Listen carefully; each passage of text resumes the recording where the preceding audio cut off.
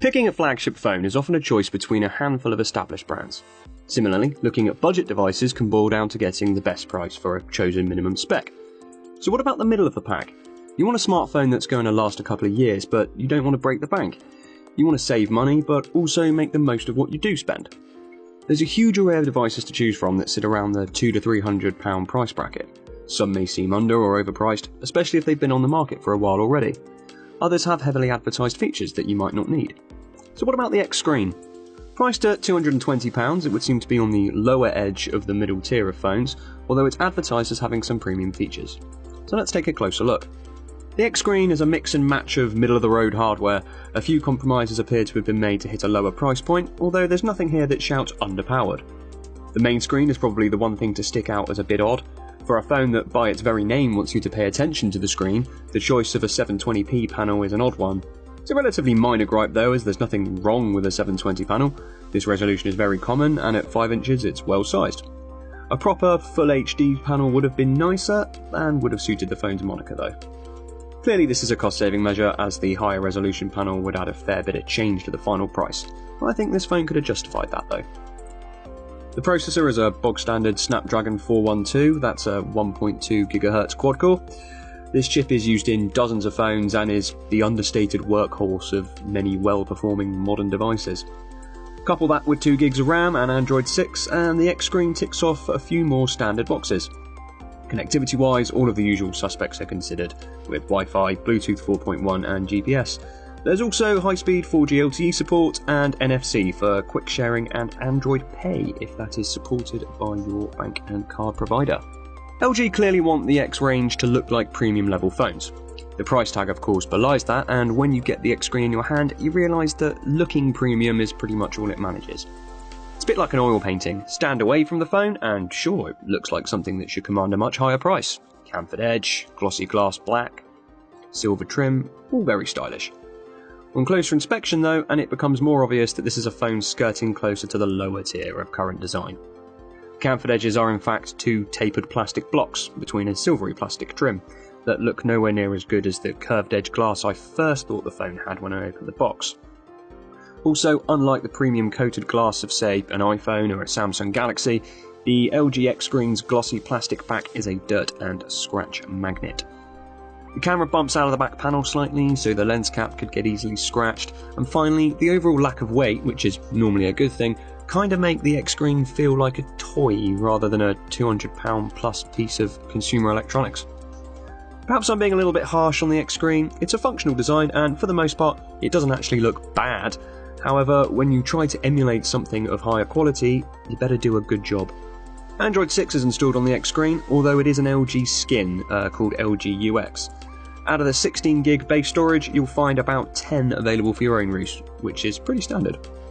The pre-installed extras are few, however unlike the budget K4 that we reviewed recently, these additional programs are marked as system apps, so you can't uninstall them. A couple of those include Evernote, LG's Quick Memo Plus and the LG Smart World app, which lets you install themes and fonts and extras to customise the phone. Android purists won't like it, but LG's new UX removes the app drawer, similar to what you see on the LG G5. There's no longer a button on the home screen to list all of your apps. Instead, every installed app has a shortcut, very similar to how iOS works. Shortcuts can of course be grouped into folders. I don't mind this approach and I can see the benefit. Novice users aren't left confused between the distinction of a shortcut and an installed app. Unfortunately for the home screen obsessed who like to keep their interface clean, there will always be one extra folder sat around with things in it that you don't want to see. Another gripe is that one of Marshmallow's best features hasn't been included. I'm talking here about the ability to merge an SD card with the phone's storage, allowing for true memory expansion. The software on the X screen I've used only sees the memory card as external storage for media. Now, this doesn't make the X screen any different to other similar Android phones out there, but it does feel like LG missed a trick, especially when Android 6 is now going to be the norm on many of its competitors. Overall though, I'm impressed with the LG UX design. The flat iconography feels modern, and core apps such as Dialer, Contacts and Messaging have all been skimmed efficiently and consistently. It'll depend on your tastes, but I actually think they look a lot friendlier than stock Android's utilitarian approach. There's also a decent amount of customization options available in the settings. There's fonts, font sizes, personalised ringtones, and the LG Smart World app that I mentioned previously lets you download new launcher themes, high-resolution images. It's something that the novice Android user who picks up a stock Android phone might struggle to get to grips with, whereas here on the LG UX, they have something which is easier to get a handle on and is given to them right out of the box, so it's quite nice to see. On to the second screen. Now, some might call this a gimmick, but after a short time with the phone, I can see the benefits of this little addition. First seen on the limited release V10 last year, the second screen is an always-on display that sits in the top right corner above the main screen. By default, it displays a short personalised signature or message. This shows even when the main screen is off. You can also get notification details that are usually reserved for the notification shade of the main screen. This second screen uses AMOLED tech, so only draws the power when pixels are not black. Seeing as it's a tiny black and white display, only showing small amounts of text, the overall power draw on the phone is negligible, so it's not going to be draining your battery having that on all the time. The display doesn't end there though, you can customise it further. Aside from this signature message and the odd notification, you can have the second screen show plenty of other details, including quick tools like a Wi-Fi toggle or a flashlight toggle, recently used apps, permanent app shortcuts for things you want to get to regularly, a basic music player with play, pause, skip track, quick contacts that you want to call or message regularly, even event notifications from your calendar. So it's quite a useful little tool to have. When active, you swipe across the second display to switch between any of the active modules that you have set up to use, and when the main screen is locked, only basic information is shown the same way that normal notifications work on the main screen, so sensitive info isn't present. I think it's a really well implemented hardware feature, and once it's set up, it becomes second nature to look to the corner for notifications or access one of those regular apps. For instance, a flashlight app or a Wi-Fi toggle app like I mentioned earlier is something I might not want to have on my home screen, but I also do want to have quick access to it because it's used relatively regularly. This is where the second screen becomes a kind of utility belt. No matter what else I'm doing on the phone, I can swipe away at the second screen and get to it quickly without interrupting my main app. For instance, if I'm live streaming something on Kodi, full screen on the phone, but I need to turn on the torch or switch Bluetooth on and off, I don't have to close that app or pull down the notification shade and interrupt what I'm doing. I can just use the second screen. It's neat.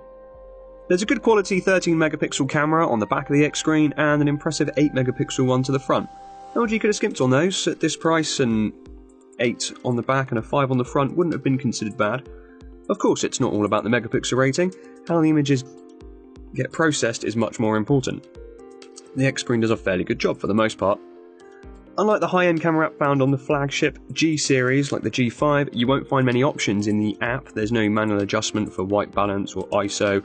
There's no other preset modes other than the standard automatic shot. So this does mean you're kind of at the mercy of having good conditions. Low light can cause a noticeable drop in quality, that's expected really. So your best images will probably come outdoors in the sun or indoors under bright lights. Overall though, it's a respectable showing from the camera, and one of those things at this price you couldn't really expect much more from these cameras.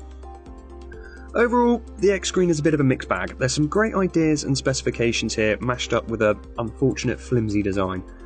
I want to love the X screen for the clean interface, the second screen, and having a decent camera at this low price.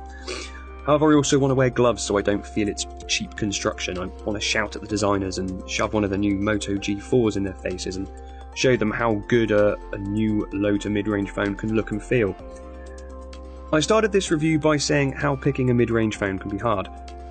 There are compromises to be made in price, performance, design, feature set, everything really. It's a struggle to see where the value of any phone lies in this range when there's so much choice and so much differentiation. Personally though, I think the X screen is worth its £220 price tag.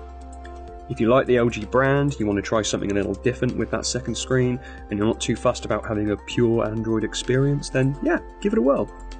The LG UX is simple to get to grips with, and overall this is a well-rounded specification. The phone is more than capable, and it won't disappoint the casual user who has a bit of interest in new tech. However, if you prefer a truly basic, no-frills Android phone, and want something that looks and feels great on a low budget, perhaps take those pennies elsewhere.